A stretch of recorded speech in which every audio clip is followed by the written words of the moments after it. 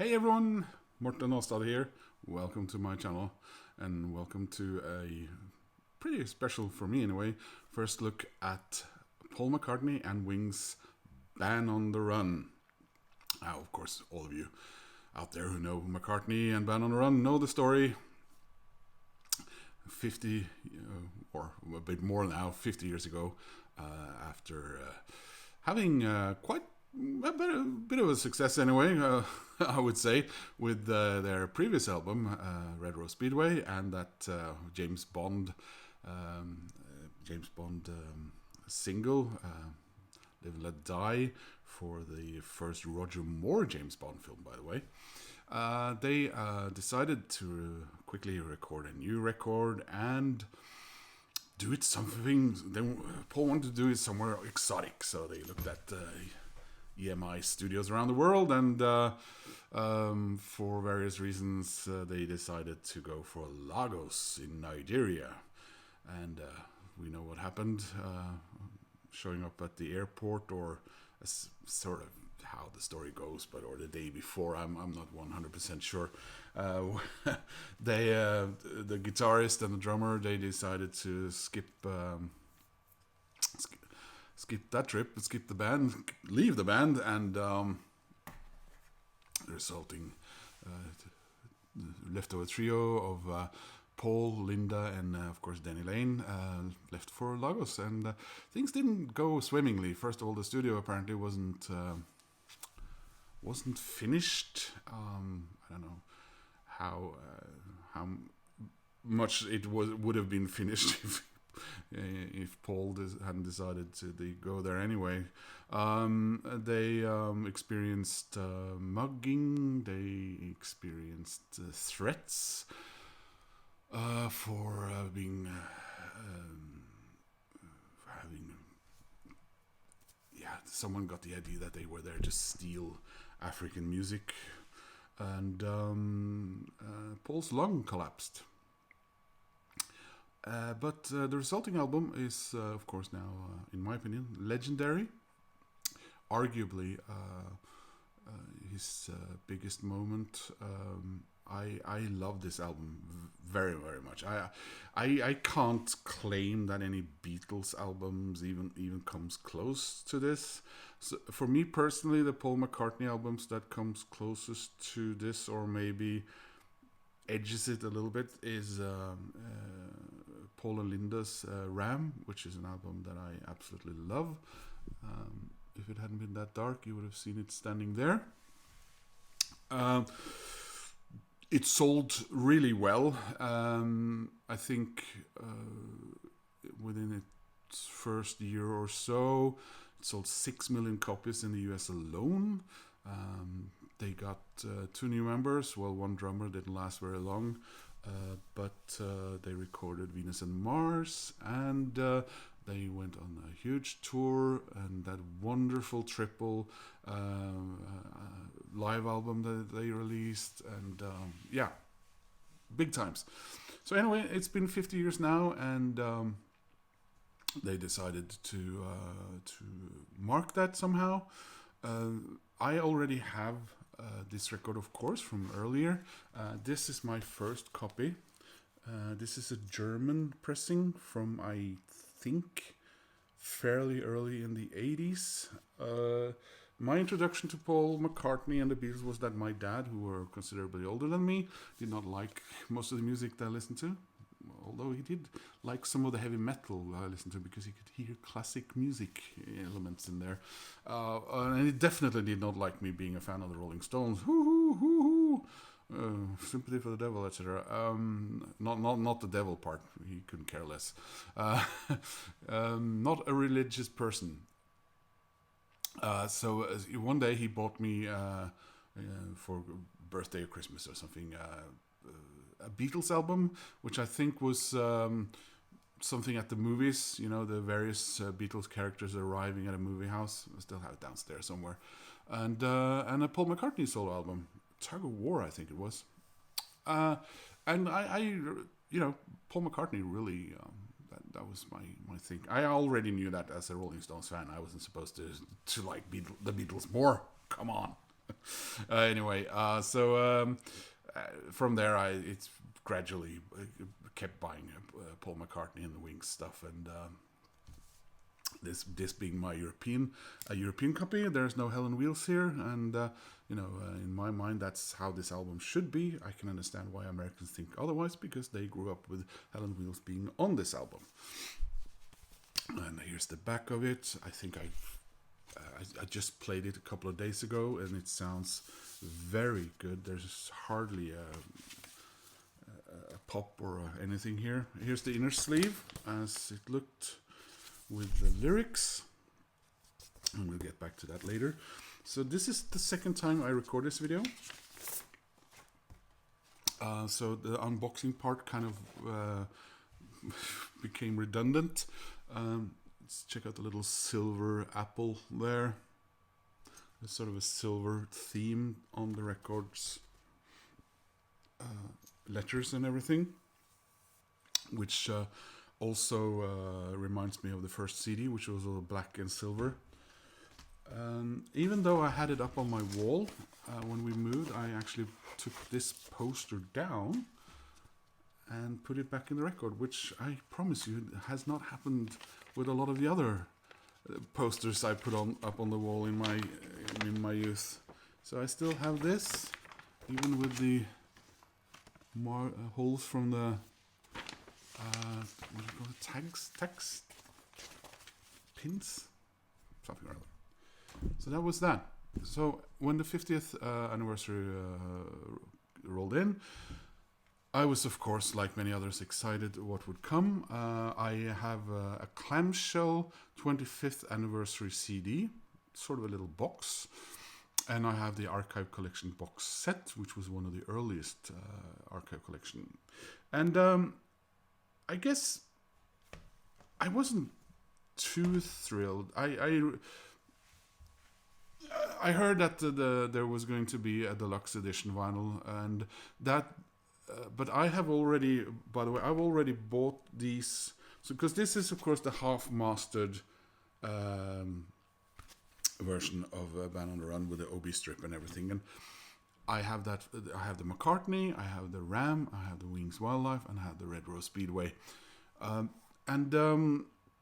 I wanted that. And when I heard about that deluxe edition with the slip, what do you call it?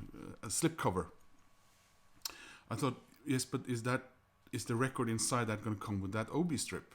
Not that OB strip is, but when you have a collection of something, you want uniformity. Manic Street Preachers, whenever you release a new deluxe edition and change format. No one seemed to know. And I heard that it came with an extra record with this Underdubbed thing. And I must say that did not interest me that much. I sort of researched what that was, and why can't we have more of a bare bones demo thing and so on? This just sounds, I don't know, lazy, I suppose. I don't want to be negative, because I love this record and everything, but anyway.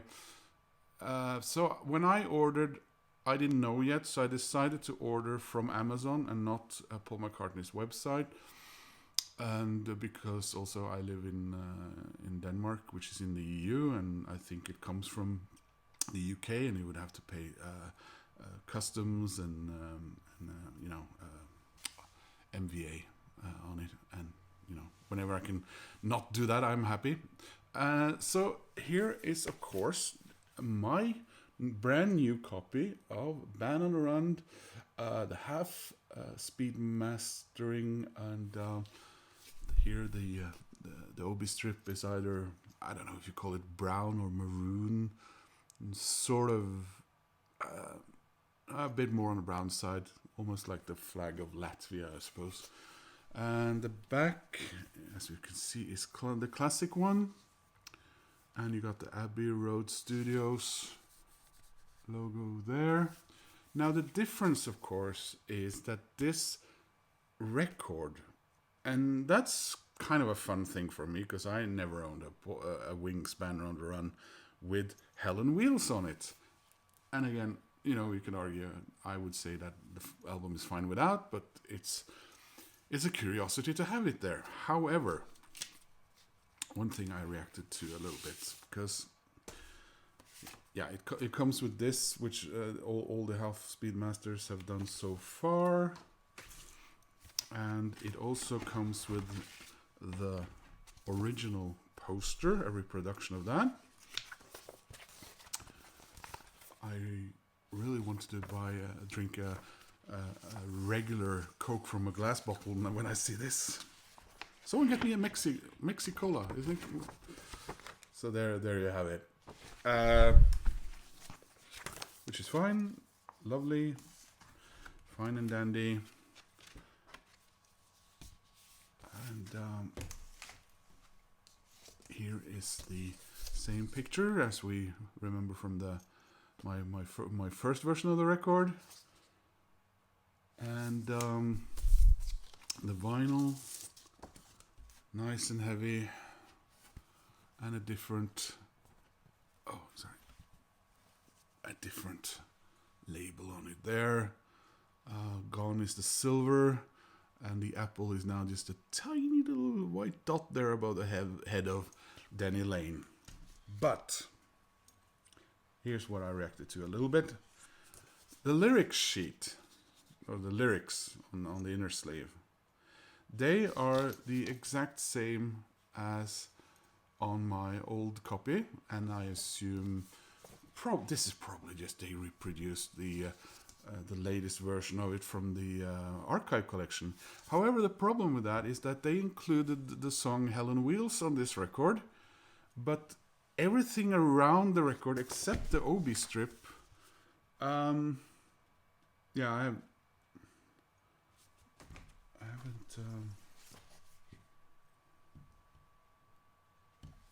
I don't know if the songs are written in the same, because the Obi strip is covering it, and I don't want to remove the plastic around here because I am short on plastic sleeves because I'm in Denmark and not near my record collection.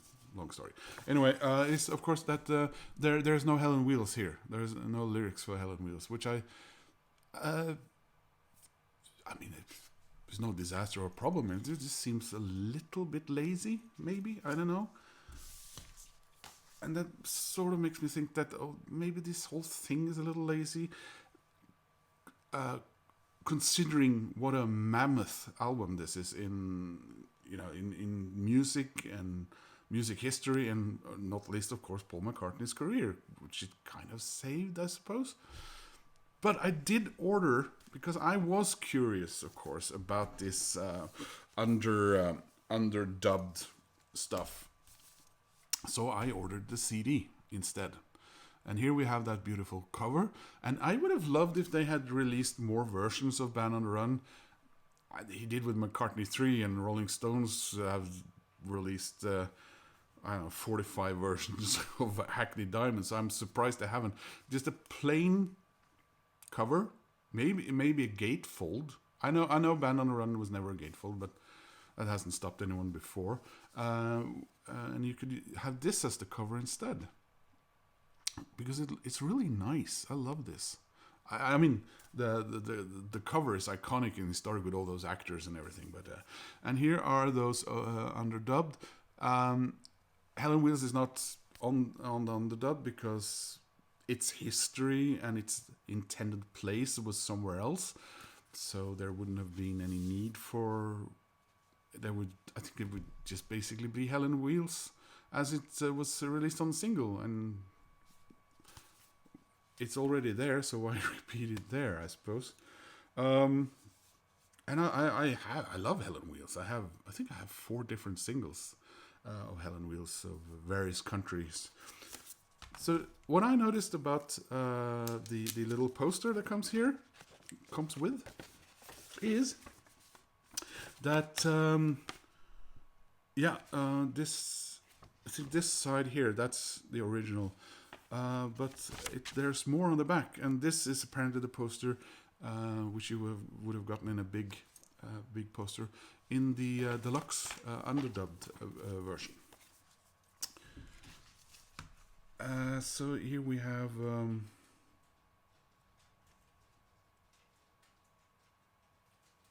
yeah, the lyrics, but no Hell on Wheels here either. And there's the record itself, the CD, with the original look. And we finally have the Underdubbed with a passport, where we can see that they entry visa for Nigeria, which is cool. And also a stamp from, is it somewhere in Latin America, I think? And hey, Denmark, cool. And a stamp from Los Angeles. Very, very cool. It's very tiny writing, but yeah. So now I have my first vinyl record. I have my first CD, which was, I think, the first CD printed of Band on the Run for Europe and UK. I have that clamshell 25th anniversary box, if you like. I have the archive collection, and I have now this record and this CD. So I have 6 versions of Band on the Run. And I love it. I think it's great, and I love having the half-speed master. I kind of wish that they could have done revisited the archive collection and given us a beefed up version of that, because you have to remember the original archive collection was of Band on the Run was one of the first ones, and it's kind of bare bones compared to many of the ones that came after. But it seems that personally, I think the archive collection box sets is done. I don't think he'll do anymore. It's this summer. It'll be 4 years since Flaming Pie, I think. And for those of us who have been dying to see, a deep dive into to London Town, Back to the Egg, both records that I really love. It's almost my favorites. I listen to London Town a lot. And of course, Press to Play, which is I think is also an overlooked record, and one that I've been listening to a bit extra lately, because I've been having a 10cc thing and all that. So anyway, guys, that was me showing my Band on the Run. I haven't listened to the Underdubbed stuff. If I think it's interesting enough for me to comment on, I might return to it. But I got a feeling that I'm going to be listening to it 1 or 2 times, and then I'll move on. I'll probably move on, and I'll listen to the proper record again. Anyway, guys, thank you so much for watching. Thank you to my new subscribers lately. Fantastic. Thanks to the people that comment and talk to me, and we talk outside of the vinyl community. But in any case, hope you enjoyed me rambling on about that wonderful record and Paul McCartney. 50 years, huh? Anyway, guys, bye.